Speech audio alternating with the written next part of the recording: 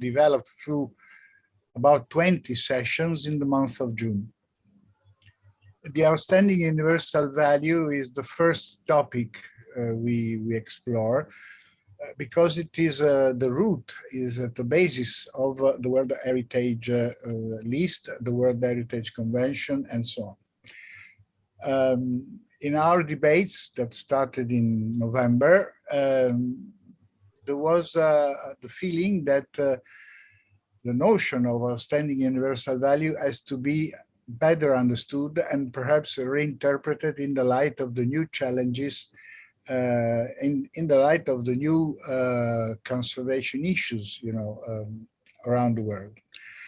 And we will discuss this issue with two excellent experts who are Christina Cameron from Ottawa, she told me, but I knew that she was professor at the School of Architecture of Montreal. She's a well-known expert in the field of World Heritage. She has been working participating in the World Heritage committees several times, and she has been also responsible of the parks of Canada, I read somewhere. And she's a member of the National Committee, UNESCO Committee of Canada. Jad Tabet, he is a planner architect working between Paris and Beirut. Now I think he's mostly based in Beirut, where he's also president of the Union of Architects and Engineers.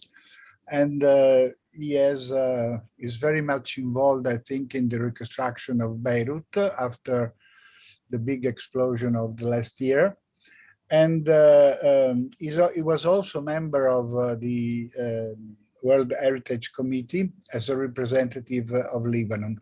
And therefore, also Jad, like Christina, has a very big experience of the work of the World Heritage Committee, and is perfectly able to discuss the issues related to the criteria of inscription, the processes of inscription, and they are able maybe to understand and to propose the improvement that could be proposed to these procedures and to these criteria. Well, I would like to make a short introduction. Let me see if I manage to share my screen.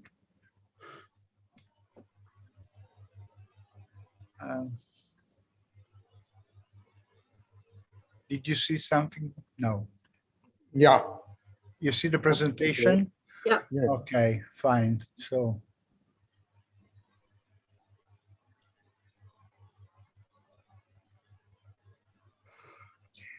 a few concepts just to start the debate and the discussion among us, and also with those who attended this session.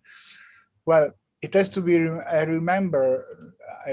it has to be remembered that the statement of outstanding universal value is a key step for the inscription of a property, of a site in the World Heritage List. And the outstanding universal value has to demonstrate to what extent the cultural and or the natural significance is so exceptional as to transcend national boundaries and to be of common importance for the present and future generation of all the humanity. So therefore, it's evident that the outstanding universal value has two levels of significance. One is local or regional, let's say, and the other one is universal. It refers to all, must be significant for all the humanity.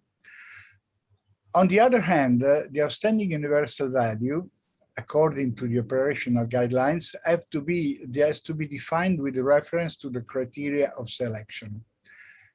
But this criteria, however, make a clear distinction between the cultural and the natural properties, Well, even if now the list of criteria is one only, but still the first six criteria refers to the cultural heritage, and the other four refers to the natural.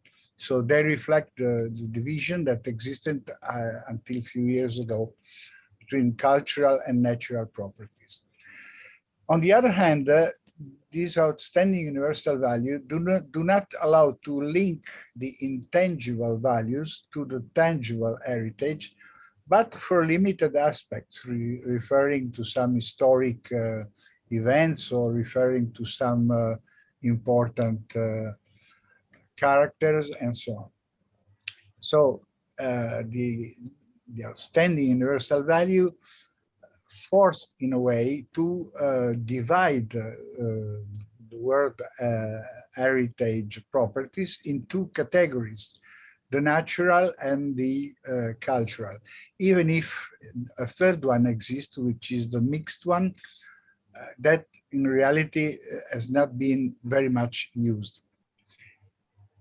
Outstanding universal value, is said in the operation guidelines, is key reference for the future effective protection and management of the property, since it provides a narrative that leads to the identification of the attributes to be protected, thus defining the scope and the objective of the conservation strategies. Even if the attributes are not always well defined, but these are the elements that defines the scope and the objectives of the conservation strategies. In this framework, it is crucial that outstanding universal value really conveys a widespread understanding and a shared interpretation of the heritage sites, promoting social appropriation by the resident at the local level, as well as the appreciation of the civil society in general. I think that the correct balance between local and universal value has to be ensured, since in any case, the permanent protection of this heritage is of the highest importance to the international community as a whole. And of course, it is very important, it is crucial for the local community as well. In some cases, however, local and universal values can be divergent or have a different relevance. The universal value in some cases is not very well understood by the local community, and vice versa. The local value may be irrelevant for the larger public. In my experience, I had in many cases this problem to combine the local and universal value. I would like just to mention the example of a city, Zabid, in Yemen, that has been put in the list of World Heritage in Danger. The outstanding universal value of Zabid consisted in the residential architecture, quite peculiar, of incredibly interesting formal and spatial characteristics, that, however, was considered absolutely negative by the inhabitants because it was considered as totally unfit, to their needs, to their way of living, to their consumption models that, of course, changed in the last decade with respect to the 2 or 3 centuries of this architecture. On the other hand, it's true that this different perception of the values from the local population and the civil society at large may apply to many cases. For instance, many archaeological sites are protected by buffer zones where the population has a strong limitation in building or even sometimes in doing agriculture, for instance. And therefore, the universal values of the architecture of the archaeological sites are seen as negative by the local population. So I think that this divide that sometimes happens, not always, but in many cases happens between the local and universal values, has to be bridged in some way. And I think that is crucial to this effect to recognize the diversities in the societies, the diversities of value, in order to create a connection between the local and universal values. So to increase the significance and the understanding of the heritage sites that have to be interpreted in a multiple and, could I say, and inclusive way, taking into account different sets of value that are not always perfectly understood and or understood in the same way by the local population and the civil society at large. So I would like to invite Christina first to develop her topic, which is really referring to the connection and the combination of local and universal value. And then we can listen to Jad that will develop his reasoning about the diversity, the importance of recognizing the diversity. Please, Christina, you may have the floor. Thank you, Danielle. And maybe I'm going to be putting up my PowerPoint, so perhaps you can take yours. I have to, how do I do? There we go. Yeah. So first, let me thank you and thank Monica Ayashli for organizing this session and for inviting me to speak about looking at OUV and how to connect the universal and the local. What the Sorry, issues I'm trying to remove my. Okay. Well, okay, fine. There we go. Okay. So Yes. Thank you for organizing the session. And I think that the idea of looking at new heritage approaches is timely, because after 50 years of implementation of the World Heritage Convention, it's quite an ancient convention, in fact, and there is a lot of work to be done on not rewriting the convention, but reinterpreting and modifying some of the practices. So thank you for that. And I'm going to look at the connection between local and universal. And I wanted to start with the universal side. So let me find my own PowerPoint here. There we go.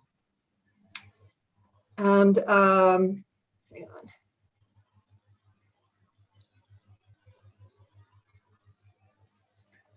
Okay. Sorry, I cannot, I don't have the video because it has been stopped by the organizer. I don't know how to do. Right. Sorry, what is the issue? Okay, fine. But when I put up my PowerPoint, is that cutting your video, your audio? Is that... No. It was before that my video was stopped. Okay. Let me go now back it's working. It's not important anyway. All right. So let's go back. Okay. So I am going to start by looking back and seeing where the phrase came from, outstanding universal value. And just to remind people that in the beginning, there were two conventions. Oh, sorry, I should get this up properly running. That there were two conventions. No. Sorry, there's a problem here.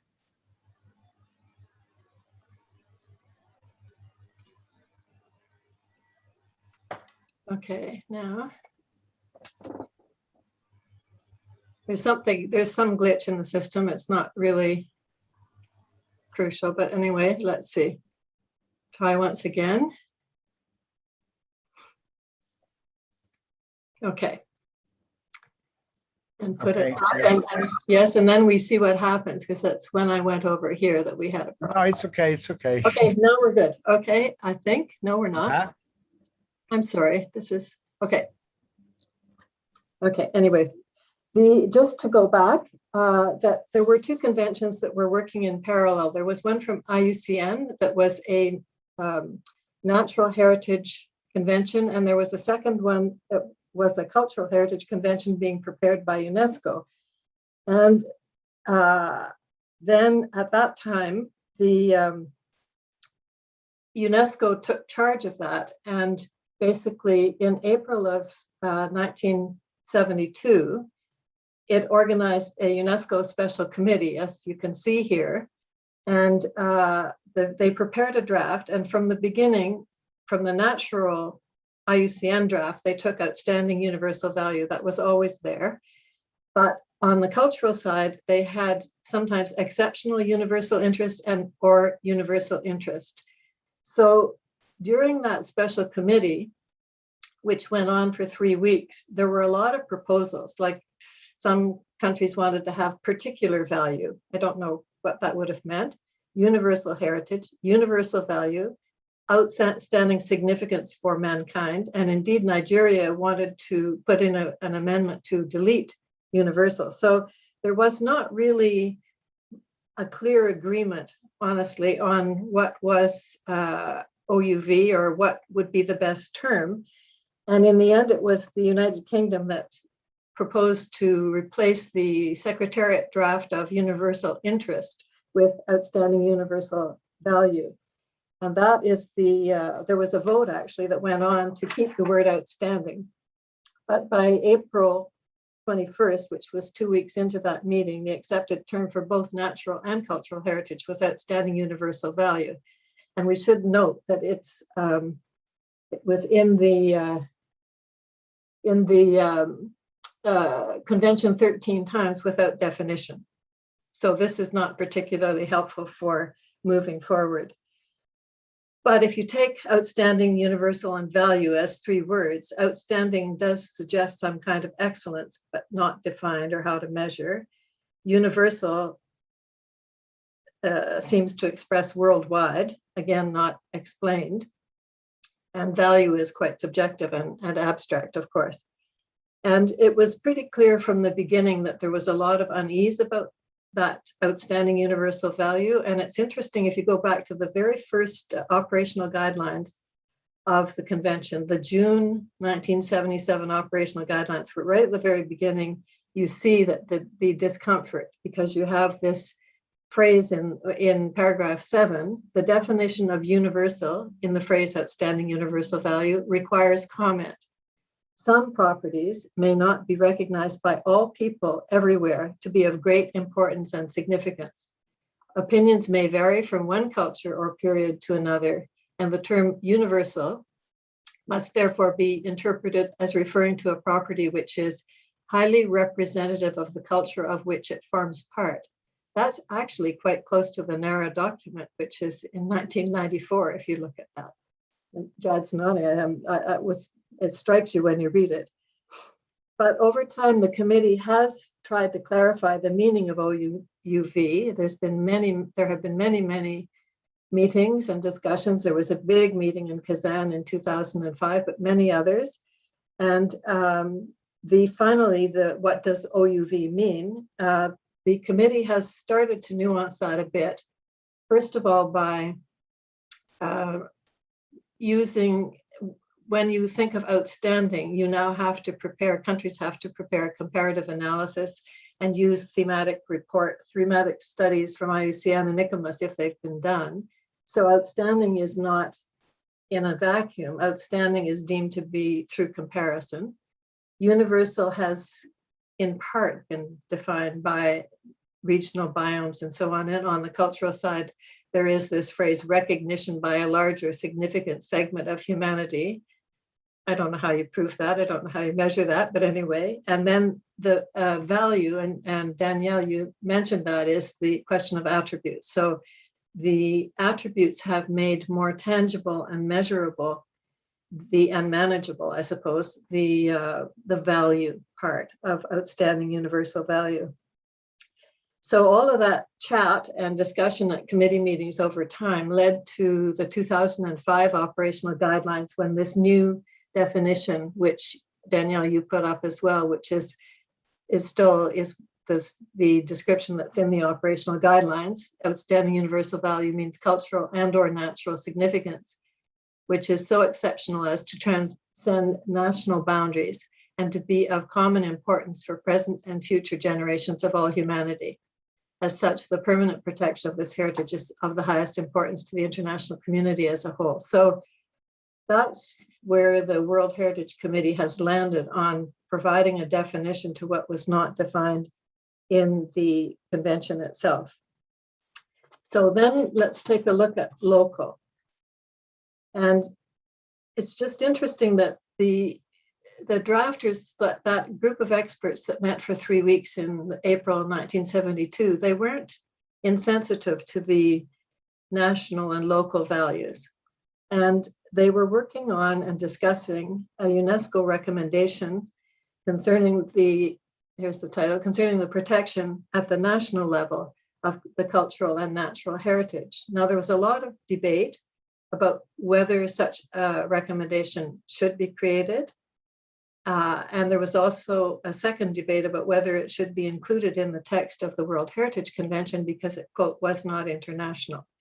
But in the end, this recommendation, which actually used the term special value to define heritage at the national or local level, of special value, which could mean many things, that was not only passed at the same time as the World Heritage Convention, and it's often not recalled, but actually in the convention itself, the content of that is in Article 5, which speaks to giving heritage a role in the life of the community and the role of the national governments or states parties to create scientific and research capacity and so on. So there actually is there is a bit of a crossover even within the World Heritage Convention, and I'll come back to that later. So that's one part of local value, but I think really that the interest today in local values is also a change in conservation theory and practice. I think it's much more there after 50 years of experience and indeed before that. And some indicators of that change, I would say one would be the NARA document in 1994, which speaks of relativity and speaks of heritage in diversity and cultural context. And I think Jad will probably be referencing that more. Also the concept, the cultural landscapes concept, which moves beyond a specific and narrow footprint and looks at a sort of global, or not a global, but a territorial scale look at the interaction between human beings and the space or the landscape. The global strategy in its own way, the global strategy for representative, balanced and credible World Heritage List did aim at opening up more to local values. I would say it's a much more anthropological approach. And then I would say the 2003 Convention on the Safeguarding of the Intangible Cultural Heritage is a very clear statement of a much more interest in social values and locally constructed values. So there's been a sea change over time in heritage conservation theory and practice. And I think what marks the current situation is a desire for a holistic approach to cultural heritage that blends the tangible and intangible. You were speaking of this, Danielle, blending the tangible and intangible together, cultural and natural, and indeed that issue of the criteria, nature, culture, and the kind of the putting them together, but not really putting them together as one set of criteria. The international and local values. So I think that the more holistic approach is certainly what many people would now desire. And in the World Heritage System, I think that the focus on OUV, as it's currently applied, can be seen as a shortcoming that gives priority to the international set of values of properties. And the committee direction, and you read this out, the committee direction is clear. The statement of outstanding universal value is the key reference for the future effective protection and management of the property. And the weakness of this approach, in my view, lies in the possibility that other values at the site will be ignored. And even though the committee's own rules actually, and this comes back to the 1972 recommendation and Article 5 in a way, the committee's own rules in the operational guidelines have a place for making other recommendations for the comprehensive protection and management of the property. And that's paragraph 156 in the operational guidelines. But as it's mostly applied, I would say that by creating a hierarchy of values, the World Heritage approach is out of step with current needs of communities and stakeholders. That's my take on it. I wanted to just to put some meat on the bones, as it were. I wanted to use two examples from Canada that explain this conundrum a bit. The first one is the Riki Canal World Heritage Site. It was listed on the World Heritage list for under two criteria. One, because it's an outstanding example of human genius, creative genius related to slackwater canals, and it has most of its original features on its original line. It's a 200-kilometer long canal. The criterion 4 was about its militaristic purpose and the blockhouses, and there was quite a bit of military infrastructure on it at the beginning. It's 200 years old, this canal, and it was from the significant period of the struggle for dominance in the Northern Hemisphere. And those two reasons are the reasons that the committee identified and accepted as its reasons for designation.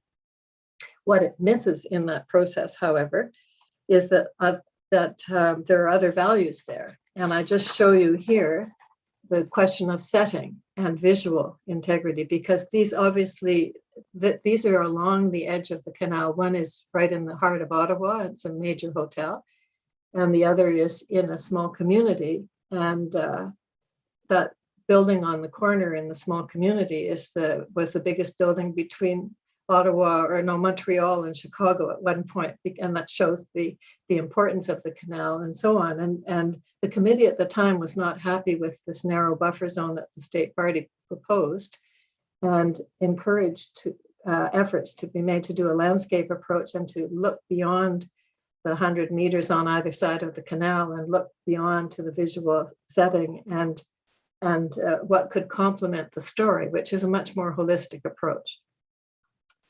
The second example I wanted to use is a natural heritage site. And here I think this could apply to many natural World Heritage sites. And this is the Canadian Rocky Mountain Parks World Heritage Site, which was designated in a couple of stages. And it was designated under criterion 7 for natural beauty, which of course is a very complex subject. But the natural beauty as defined by the committee in its statement had to do with the mountain peaks themselves and the lakes and the glaciers and so on. And so that's the natural heritage piece, the alpine meadows, et cetera, a lot of waterfalls and so on. But criterion 8 was really for these, I've shown one fossil here. It was called the Burgess Shale Fossil Grounds. And this site is a site which is over 500 million years old, and it really captured an early stage of animal life and marine life, and was suddenly interrupted, and is a very good picture of that period of time and the complete view of life. But again, what is missing in that are some of the cultural values. This huge Canadian Rocky Mountain Parks has many national historic sites. It has some rather difficult sites related to internment camps, Japanese internment camps, Ukrainian internment camps during the wars. has national historic sites like this big hotel set in the mountain setting, obviously inspired by. And then, of course, it has very strong indigenous connections because the indigenous peoples were there for millennia before it was ever made a national park. Those values are not mentioned in this statement of outstanding universal value. It's not considered part of what in some ways you could argue is a cultural landscape. I use those two examples because I think it helps to put gets your mind around what is missing when you go on a certain direction with outstanding universal value. So the question we're exploring is how to connect universal and local values and whether they can coexist in the same place. Well, they do coexist, but whether they can be recognized and who has oversight interests. And as far as I can see, the World Heritage Committee's interest and oversight responsibility is in identifying OUV and then monitoring OUV. They don't monitor the other values. And the national local governments then are responsible for the rest. So in thinking about that, and I'm coming to my close, I'd like to propose some thinking about a way forward and how to not give priority of one set of values over another. I think there's going to be a need for new guidance to achieve a balance among multiple values. And in the future, a holistic approach that considers all values, whether they're national, international, local, community-based, should be required to ensure that all elements of heritage places are recognized, kept together, and sustained. And this challenge calls for new models and mechanisms that bring stakeholders together in order to harmonize the various parts into a holistic system at a landscape scale. And looking ahead, I think there may be some needs to rethink the designation processes because there are many. Who determines the selection criteria? Who decides how to apply them? All that. And also in tandem with that, I think the approaching these places on an integrated landscape scale will evolve further and allow for this bringing together of the natural, cultural, social, environmental, and spiritual dimensions into one place. Values associated with inhabited landscapes will even probably should be recognized also as for their biodiversity interests and as sources of food and medicines, traditional medicines, and so on. And then my final point is that I think that we may have rising influence of indigenous understanding of the seamless interaction between the land and the people living there. And we saw that in the inscription of the site called Pimachawanaki, where it was really the bond between the people and the land that was really the important element. And that would lead to management models based on respect for the land and the community. So I think in closing that if we go in this direction, that's going to change the role of heritage practitioners because they will shift from being in charge in a way to being resource persons for communities and for facilitating that kind of dialogue. And I think if that is one possibility of how to go forward to help to connect the universal and the local. So I think as an opening statement, I think that I'll stop there, Danielle, and let's hear Jad, and then we'll come back and have a discussion.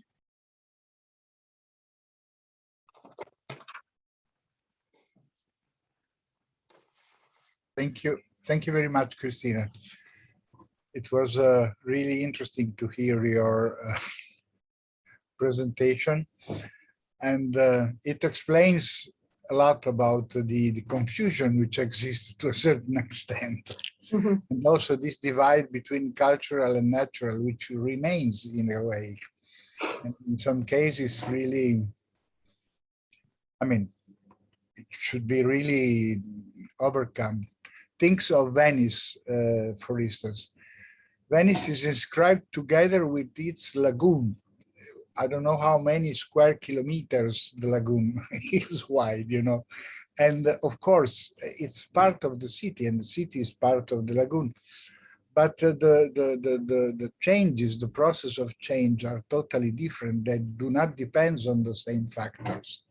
And therefore, any policy of protection should be taken into consideration of the natural phenomenon as different from the phenomenon of transformation of the buildings, of transformation of the urban fabric in the city.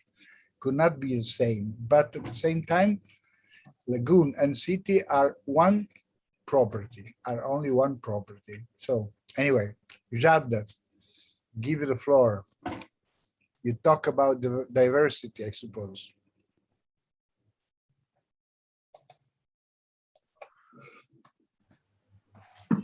Thank you, Daniele. Thank you, Monica. Thank you, Mike. Hello, Christina. Long time we didn't see each other. Well, I will try to start sharing my screen.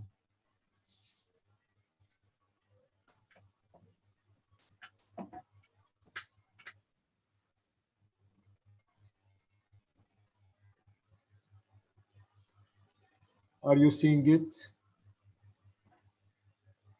Is it Yes, okay? it's okay. Yeah, it's good. So, Very good. so I will start with the first observation. The working methods of the World Heritage Committee have undergone profound changes in the recent years. It is now clear that, with few exceptions, all nominated properties that reach the committee are likely to be registered, or at least placed in a track that allows their inclusion on the list in the short term, and this regardless of the opinion of the advisory bodies. This is an observation. This obviously reflects a changing perception of the World Heritage status that became a real political and economical challenge and is now considered a must to get the recognition by the international community of the value of national heritages. You can see here in this table the rapid growth of the number of properties inscribed on the list. Okay, on the list. This was stopped in 2017, but the same can be said in the two last years, 2018 and 2019. It's basically mainly a growth in the cultural heritage number of sites, and it reflects really the importance of the World Heritage Convention and the rat race of state parties to inscribe the largest number of sites. What motivates site nominations? You have some celebration nominated, celebration or reward designation for sites that bear outstanding value. These are iconic sites. You have marketing or brand nomination. The World Heritage status as a marketing or quality brand for sites which value is already recognized at national or regional level. So you give them a sort of international recognition to give them the brand of UNESCO. You have the development motivated nomination, the World Heritage status as a tool for economic development. And you have finally the SOS nominations, emergency designation for heritage at risk, for example, Banyan, Band, etc. These are the different categories of nominations. But we'll see that the importance of every category, of each of these categories, is changing with years. Now, what we can say, most even the reasons, on the other hand, I'm sorry, I will come back. On the other hand, the relations between the committee and the advisory bodies, and especially ECOMOS, have deteriorated during the last years to the point that the opinion of the advisory bodies seems to have lost importance, whether for evaluations or recommendations for conservation. In recent years, the final selection of World Heritage Site has increasingly and systematically diverged from the opinions of the advisory bodies, reaching in some years peaks of 70% disagreement. The reason behind this are multiple. Most evident is obviously the rat race of state parties, we spoke about this before, to inscribe the largest number of sites, and the politicization of the decisions as mentioned above. On the other hand, the inability of advisory bodies to convince the committee of the relevance of their assessments and the objectivity of the recommendations often play an important role. Preparing a nomination dossier, particularly for cultural properties, means building a story, working everything into a coherent and meaningful narrative. In most cases, problems arise when the story presented by the state party does not match the one imagined by ECOMOS. When the two stories come into discordance, then the process of nomination evaluation reaches an impasse. Given this situation, this is an observation. Okay? Given this situation, it's no use to indulge into a sanctimonious attitude and the repeated statements of principles that do not lead to anything concrete. We always see this in, at the end of World Heritage Committee, where some delegation indulge into sort of sanctimonious attitude, saying that, well, we should come back, we should do this, we should do this. Instead, I think that we should accept this reality, accept to get our hands dirty, and to try to get out of this quagmire where the convention is being trapped. It's becoming necessary to consider new approaches that can restore a sense and give a future to the convention. The first step in this process must necessarily begin with rethinking the concept of outstanding universal value. With more than 1,000 listed properties, an average of 30 new properties that are added each year, it becomes difficult to assert that all the properties that are being inscribed on the World Heritage List do fully match the criteria of outstanding universal value as originally defined in the convention. It's difficult to argue, for example, that the 33 Gothic cathedrals or the 71 historic centers and the 85 old towns inscribed on the World Heritage List all fully fulfill the conditions of OUV as defined in the convention. It's very difficult to argue that all of these properties are of common importance for present and future generation of humanity. Daniele spoke about Zabid. I don't think really that Zabid is recognized by large segments of humanity as having an outstanding universe. Let's be clear. So this phenomenon is not new. Christina Cameron already noted more than 15 years ago the transition from a list consisting of the best towards a list comprising the representatives of the best. The issue is OUV limited to unique sites, or does it extend to several sites that can represent the same type of property in different cultural and different cultural contexts and different futures? This evolution became more evident in recent years as iconic landmarks are becoming more and more scarce, to the point that it is now difficult to find among the properties inscribed every year more than 10 or in some cases 20% that totally fulfill the criteria of OUV originally defined in the conventions.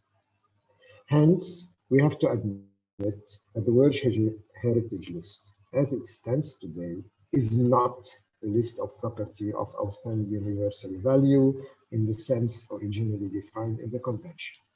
It is a list of properties that are outstanding examples representing different cultures and different regions of the world. We can obviously regret the abandonment of the concept of outstanding universal value in the sense originally defined as a convention. We can also fear the consequences on the attractiveness of the list and the quality of the label World Heritage.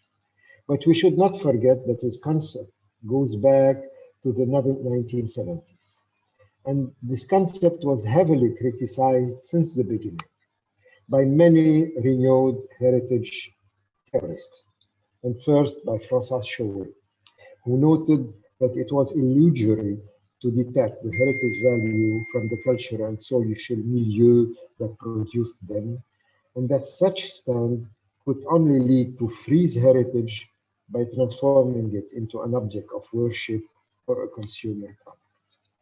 We should also remember, and Christina recalled this, we should also remember that the first draft version of the operation guidelines, dated October 77, insisted on relating the OUV of a property to the culture it belongs to.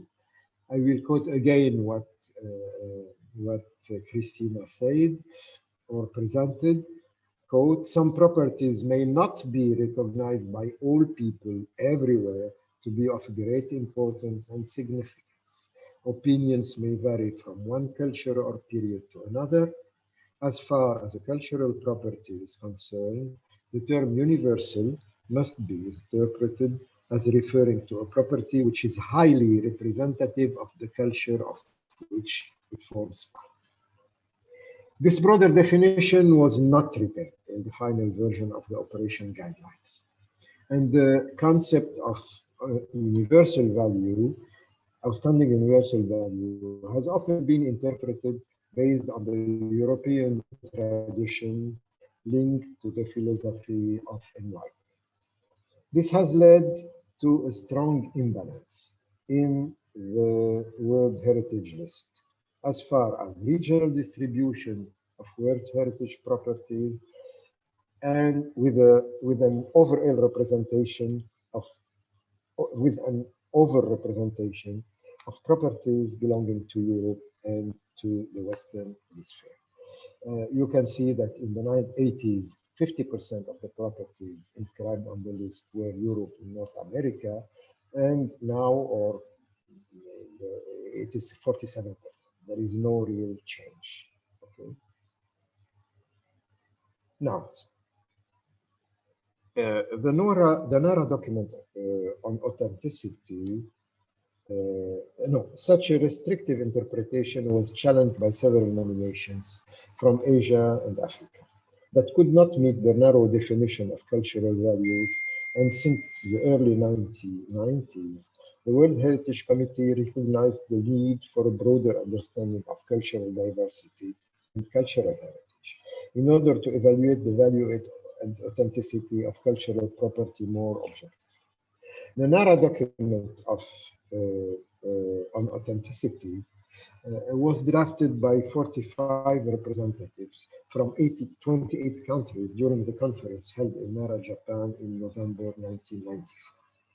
This document recognized that all cultures and societies are rooted in the particular forms and means of expressions which constitute their heritage, and these forms and means should be respected.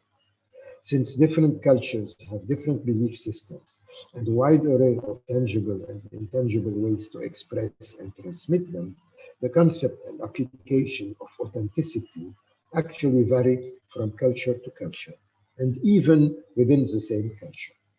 Therefore, when authenticity is being assessed for a particular cultural heritage, its underlying cultural context should be considered. The seminal NARA Forum on Authenticity is symbolic and most timely, since it represented a turning point in questioning the epistemological basis of cultural heritage conservation. The interpretation of the concept of authenticity adopted in the NARA conference represented, to my point of view, a major revision of the definition of cultural heritage as established in the Venice Charter, which was based on the concept of historic monument, which is central to the European cultural tradition. Isn't it time to apply the same approach to the concept of OUV and recognize that outstanding universal value can have different regional manifestations, and that the value of heritage properties should be judged and evaluated according to the respective cultures they belong to? In a world that is increasingly subject to the forces of globalization and homogenization, and in a world in which the search for cultural identity is sometimes pursued through aggressive nationalism and the suppression of the cultures of minorities, the essential contribution made by stressing on the link between heritage values and the cultural and social milieu that produced them is to clarify and illuminate the collective memory of the humanity. The challenge is to move beyond the dichotomy of hegemonic Occidental and other subaltern discourses into a new era of shared heritage language for meaningful debates and global outcomes earned by humanity in general and the respective heritage of local communities in particular. Such an approach goes beyond a narrow interpretation of the concept of OUV and opens new perspectives for heritage conservation.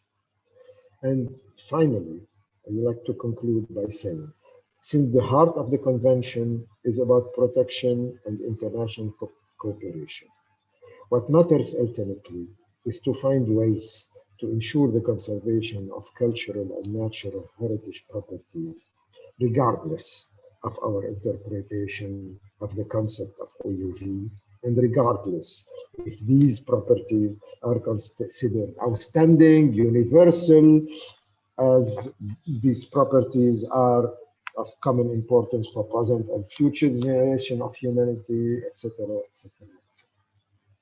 Thank you.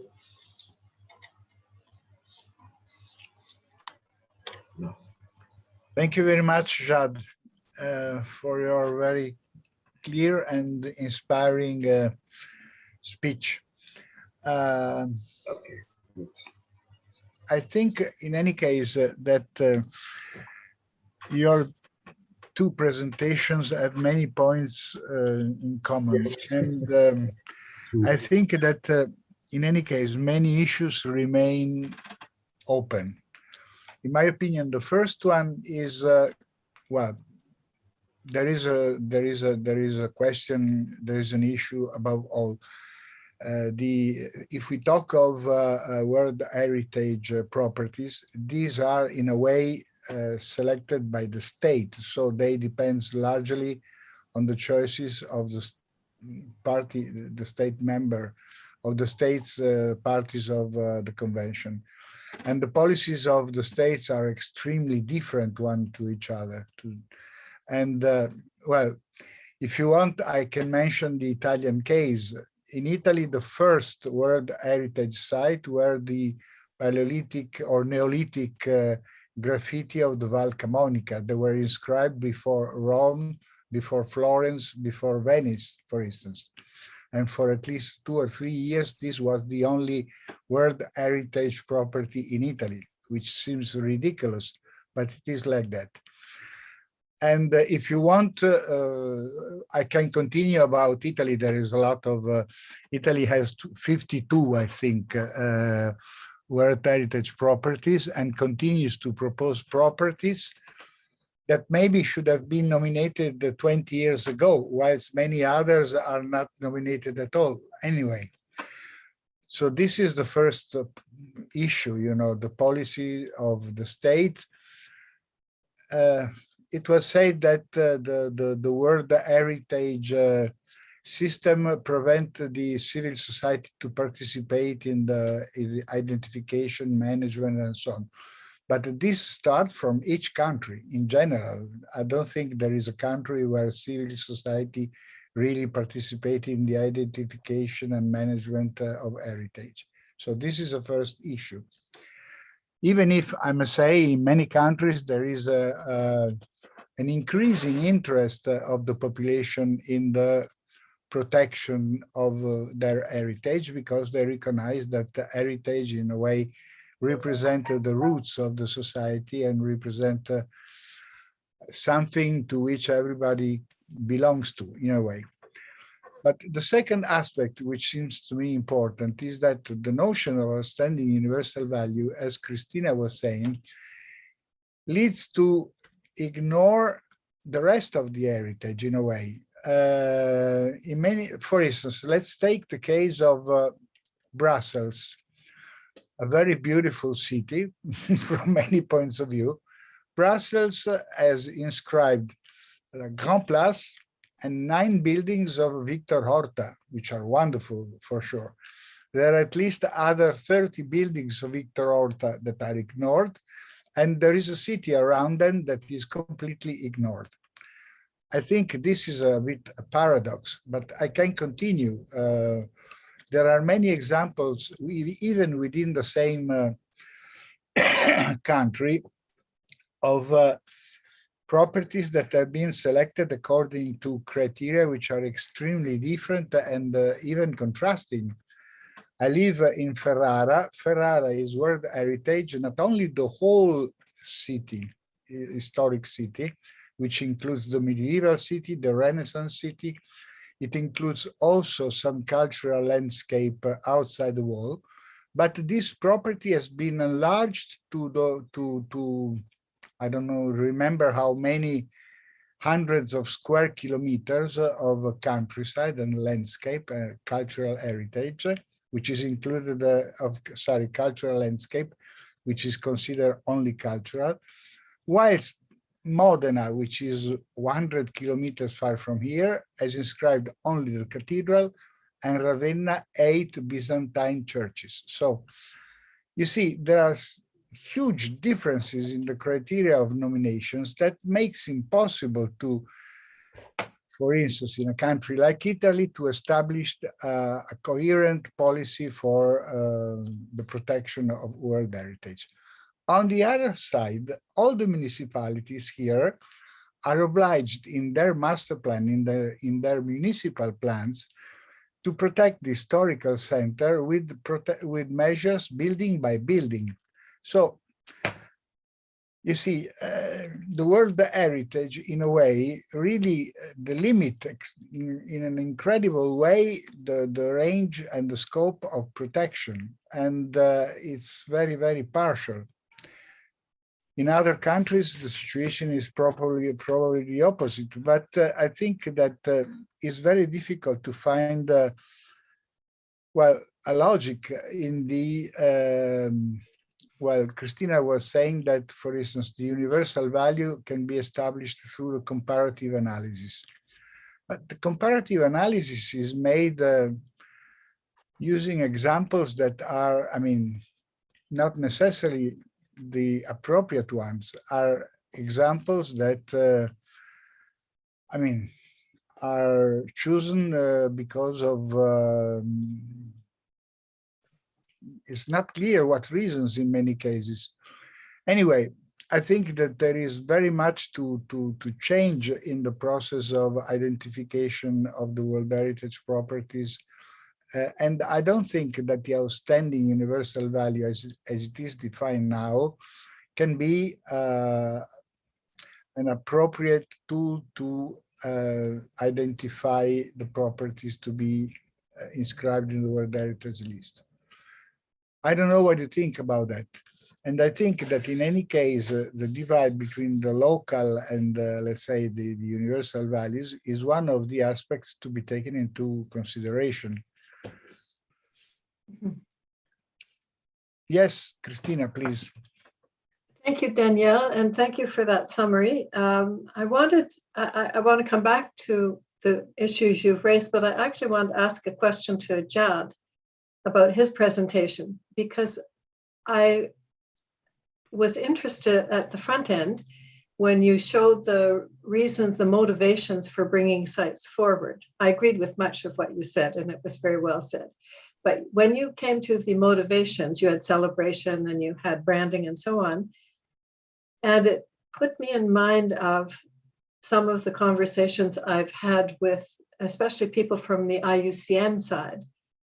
And just to roll back, IUCN was a kind of a reluctant partner to the marriage in a way, because they felt that they would not get, they felt two things. They felt that they wouldn't get the attention they needed for natural heritage. And that, I think, has proven to be true. There are many delegations have no natural heritage experts. And the second one is that they feared that it would become a, what would I say, a contest, what you called the race, the rat race, a contest for the best, rather than underscoring conservation objectives. And what I was interested in is your motivation list. You didn't mention conservation, models of conservation. At the end, you finished with that. And I was thinking as you were talking that there is a requirement for conservation and management, but I would say it's kind of slid over very fast by the committee. The committee doesn't spend much time there. The committee spends most of its time in the nomination process looking at the statement of values and arguing that side. And of course, that's been diminished somewhat over time for the reasons you've mentioned. But I was thinking, if instead of outstanding universal value, if they were brought forward as models of conservation practice, best practice or good practice, and then the country has a choice, because one of the other parts that happens is downstream, which you know, is that the sites are then inscribed and then, oops, pops some great development proposal, whether it's a mine that's going to cut a national park in two, or whether it's a, well, you could name it, there's a dam or whatever. There are always things lurking in the corridors after the designation. And if the emphasis was shifted to models of good conservation practice, and the commitment at that point to keep them as models of good conservation practice, as opposed to OUV, or in addition, or somehow sliding that balance, it seems to me that the initial objective of the convention was more about safeguarding and conservation, and not so much about the list of the wonders of the world. And I was wondering, in a way, if you deliberately didn't put conservation in your list of motivations. Actually, that would be my question. You're muted. Well, thank you.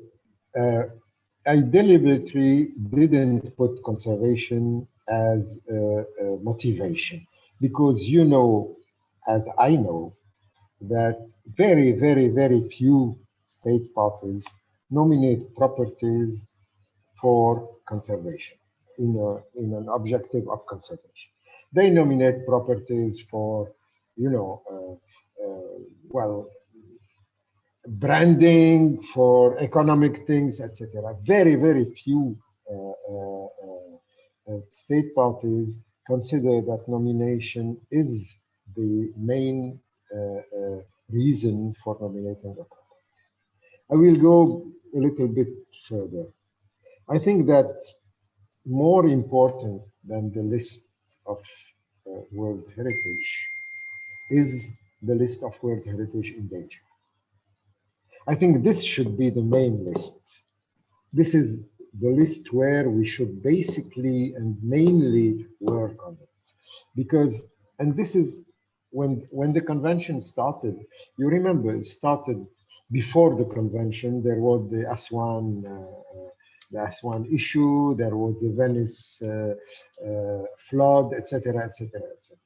And the idea of the convention came from the observation that there should be international mobilization to preserve some sites that are in danger, etc., etc., etc.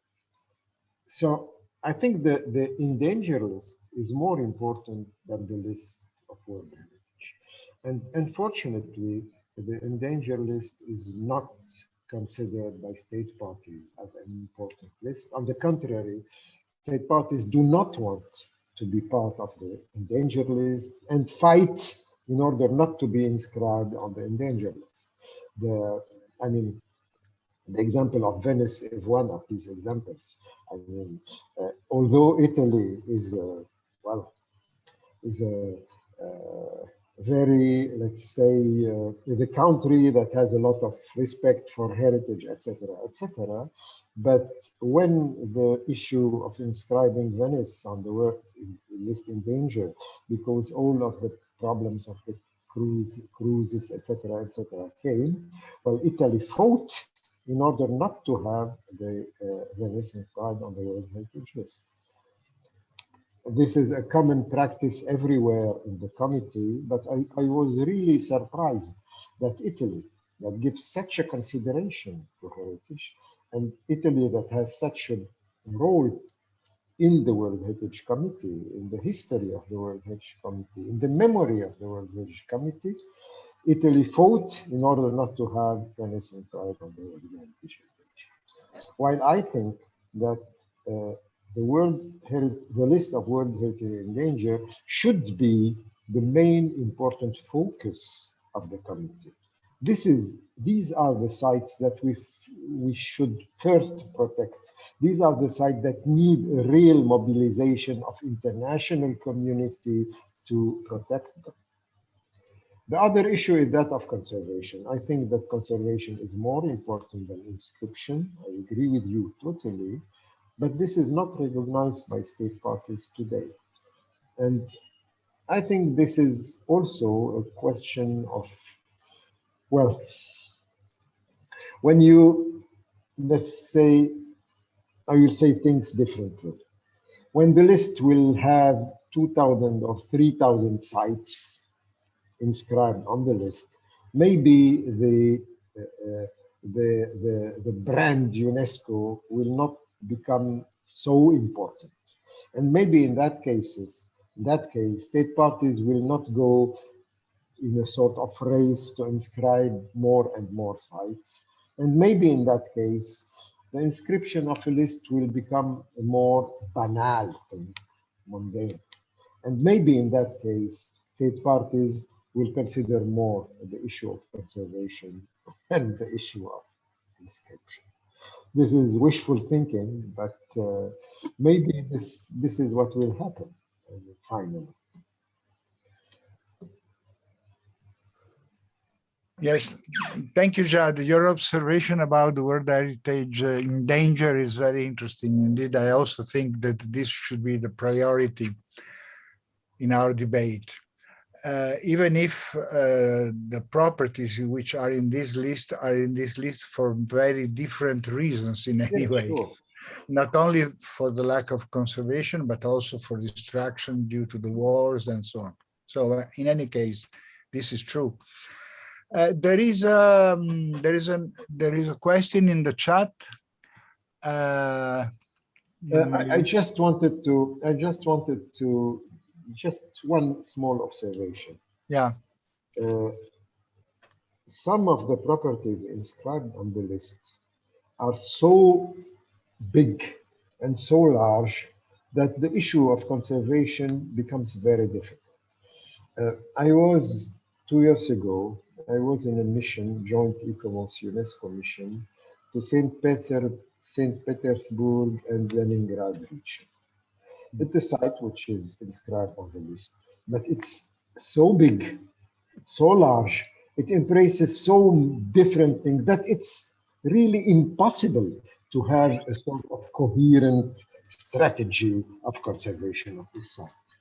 I mean, clearly it was inscribed for branding, for etc., etc., etc. But yeah. You cannot have in such a site, you cannot have a coherent comprehensive strategy for conservation. It's impossible. It's really no, but you can have at least some general protection measures, at least. yeah, but it's so big, Daniele. It's the No, it's evident it's so then big, it's the but whole I mean, electricity and what's around and it goes sure, beyond. So I mean, it's very difficult. It's really difficult, and it embraces different character of sites of different character, of totally different values, attributes, etc., etc. So, how can you manage this? well, I don't know. I should study the situation, but I addressed the same problem in Cairo, which I Yeah, hope sure. that would have been put in the list of danger. And of course, not only the Egyptian government, but not even UNESCO wanted to put Cairo in the World Heritage List in danger, even if it was totally destroyed, completely destroyed. Anyway, now there is a question in the chat. I don't know if you, by Rusudan Mirsikashvili, a Georgian colleague, that thanks all the speakers for a very interesting discussion. I would like to ask Christina if we are to follow good conservation practices as a main criteria for inscription, what shall those poor communities do who do not have sufficient resources to apply highest conservation standards as the developed world sets it? Will they be then excluded from the opportunity to enjoy the title? And the world will lose the possibility to step in and promote conservation of those truly outstanding heritage assets. So, Danielle, you'd like me to respond? No. You can respond. I think this is an issue that has been said in many cases, because many countries are not able, they do not have the resources to provide high conservation standards for their properties, for instance. Okay. So my first, thank you for the question, Rusudan, and I would start by conservation standards, just to say that as Jad was reading and putting up quotes from the NARA document, I was thinking, what would happen if you replaced the word authenticity with conservation standard?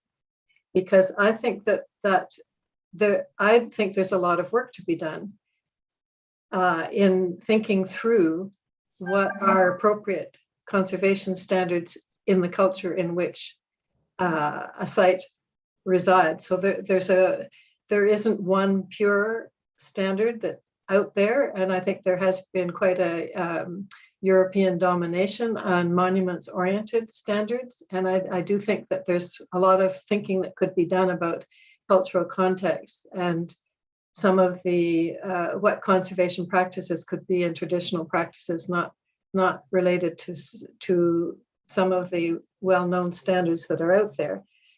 And I also understand your question in that, yes, the mobilization of for capacity building and for support should be there, and a state that is a site that has value but is in danger should not be a reason for a site not to go on the World Heritage List. But I think, as Jad says, the focus of the committee should be very much on the endangered list. And there have been occasions when sites have been put on the World Heritage List and on the endangered list simultaneously because they are in very bad shape and need that help.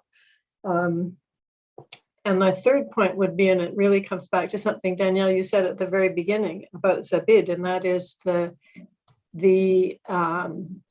as part of a rethinking of conservation standards, it is the notion that conservation is a positive force, it is not preservation. And I think we've always in Canada been very careful not to use the word preservation, but to use the word conservation, which is a positive word, which means you take the steps you need to make a property useful in the life of the community. or for the owners and so on. So there's a positive notion to conservation that is very important. Otherwise, sites will become museums and then they will collapse. And so that's not going to help anybody. So I appreciate that question. I think there are several parts to it. Thank you.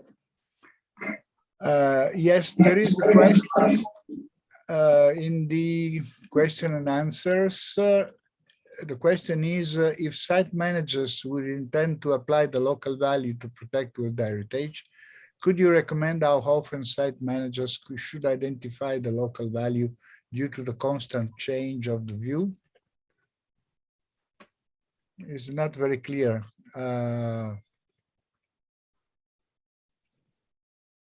Is that a question that relates to measuring how you identify local value when you have many different stakeholders with different points of view? Is that the Maybe. For me, local values are not related directly to stakeholders. I mean, local values go beyond. They are part of the history, of the culture, of the local values are really embedded in the history and the memory of the place and the memory of the community. Now, you can have different stakeholders that have different opinions, etc. But finally, there is something there which is related to the history of the place, the history of the community, and the memory of the community. Exactly. And this is important. Yeah. Now, here he mentioned the constant change of the view. I don't know to what he refers. Probably the values are changing through time, but doesn't, I mean, I don't know. It's not clear. Values evolve, obviously, but I mean... But Daniel, No. Someone said, Monica says, I think the question is about how often the site managers should update the identification of local value. I don't think that local value is established by site managers. No. First of all, just in case site managers have to protect the local values that have been established by the community, which have been established by the institutions or whatever. But I don't know. It's not clear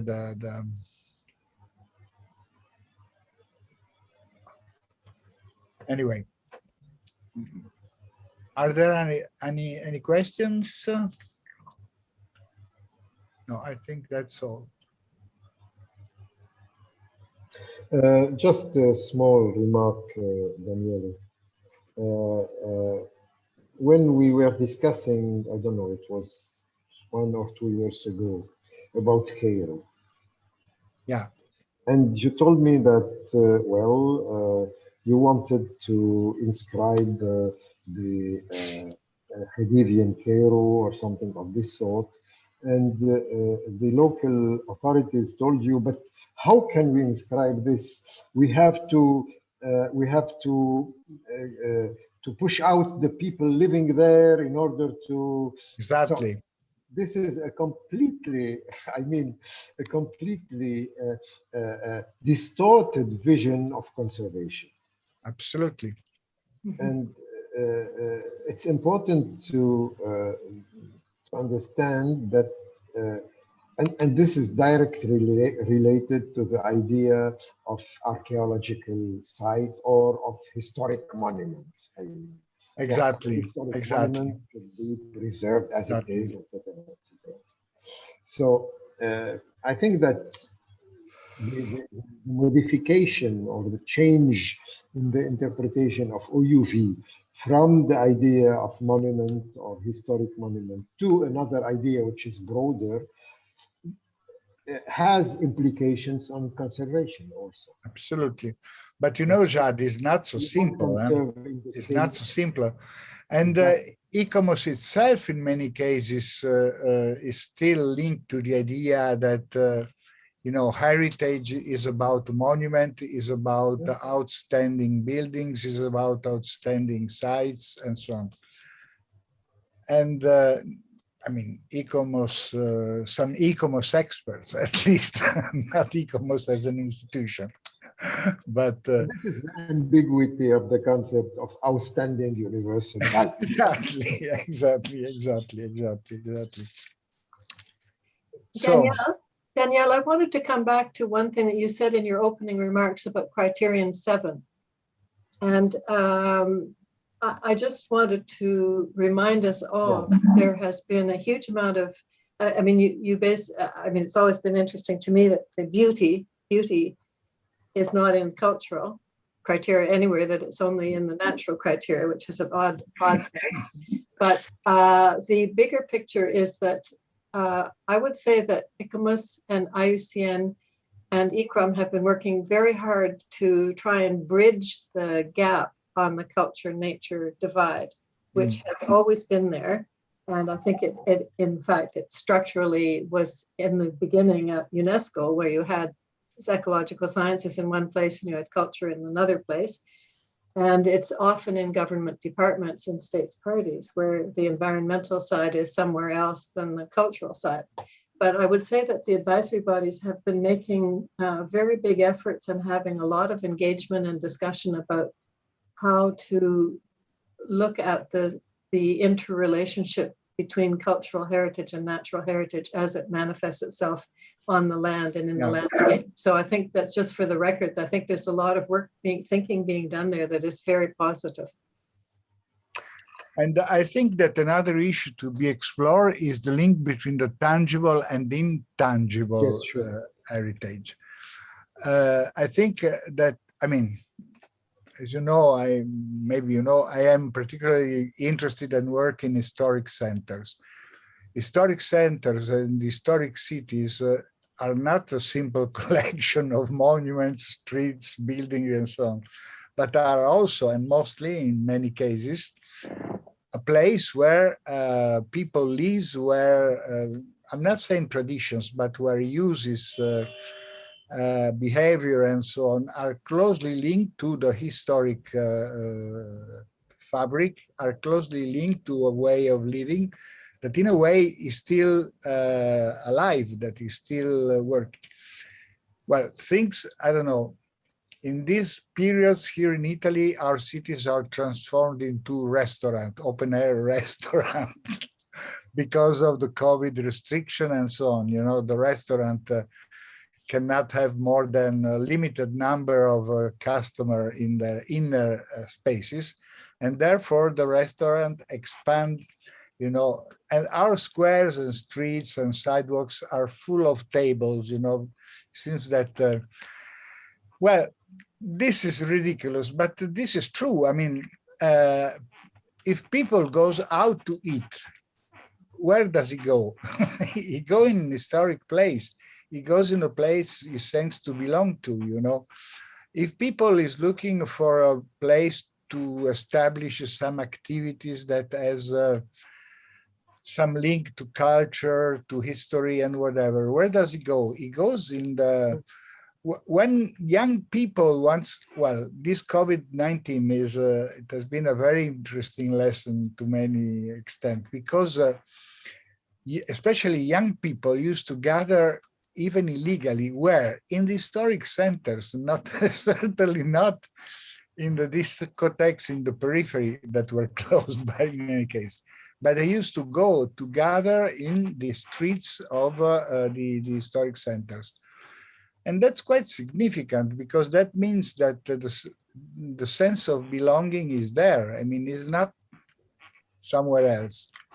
So I think that this should be taken into consideration. This is the maintenance of this aspect, you know, of this sense of belonging is really crucial, in my opinion.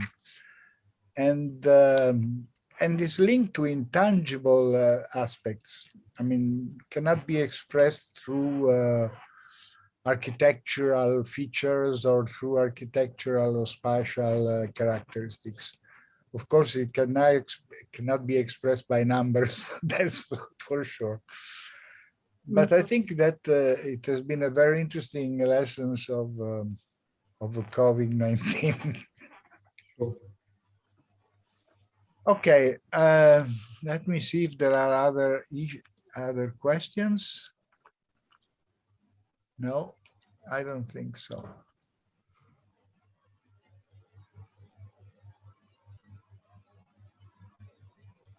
Ah, yes, no, Monica was saying that concerning the question of the site managers, she says that I think the question is about how often the site managers should update the identification of local value.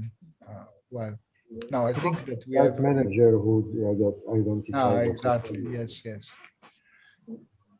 Okay, so I don't know if there are other questions by the attendants. If not, I thank you very much for your very interesting presentations. I hope to see you soon. Thank you. Thank you very somewhere. much. Take Thank you care. very much. Not, Thank you very much, not Christina on the and Dad. computer, but personally. You're And- welcome, Monica. Okay.